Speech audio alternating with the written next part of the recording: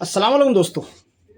Mayorship का ऐलान हो चुका है और इसके अलावा इस्लाम पार्टी का मेयर बन चुका है, समाजवादी पार्टी का डिप्टी मेयर बन चुका है। शहर वालों के लिए एक खुशखबरी वाली बात यह है कि इस मर्तबा मेयर के ताल्लुक से हमें नदी के उस पार से किसी भी पार्टी की मदद लेने की ज़रूरत नहीं पड़ी है और ये बहुत ही बेहतर बात है, क्योंकि अब हम ये उम्मीद कर सकते हैं कि इस्लाम पार्टी और समाजवादी पार्टी और कांग्रेस पार्टी मिलकर के शहर के विकास के ताल्लुक से इक़दामात करेगी।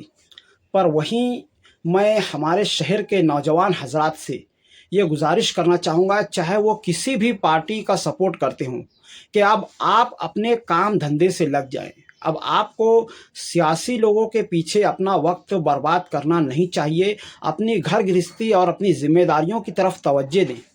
और इसी के साथ ही साथ जो जीतने वाली पार्टी है, मैं उसके ताल्लुक से ये कहना चाहूँगा, इस्लाम पार्टी, समाजवादी पार्टी और कांग्रेस पार्टी के ताल्लुक से, कि अब आप लोगों के ऊपर डबल जिम्मेदारी आ गई है। यानी बड़ी ताकत के साथ अल्लाह तबारक व तआला बड़ी जिम्मेदारियां भी देता है।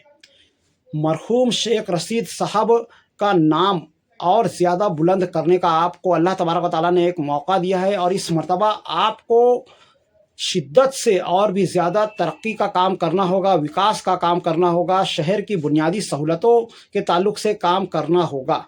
और इसके अलावा जो आपने वादे किए थे फ़िरका परस्ती को ख़त्म करने के ताल्लुक से, सबसे पहला काम तो आपको यह करना होगा कि किरीट सुमैया के ऊपर केस करना होगा, एफआईआर डालनी होगी और उसका मालेगांव में आना बंद करवाना होगा।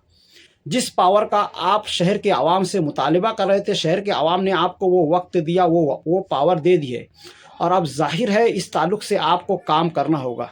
जन्म दाखिले का मामला को जड़ से ख़त्म होना चाहिए और उसके अलावा शहर में जो भी आगे चल के एसआईआर वगैरह के ताल्लुक से मुसीबतें आने वाली है, उसके ताल्लुक से आप जो हिकमत अमली करने की बातें कर रहे थे, आपको अब वो सब करना होगा।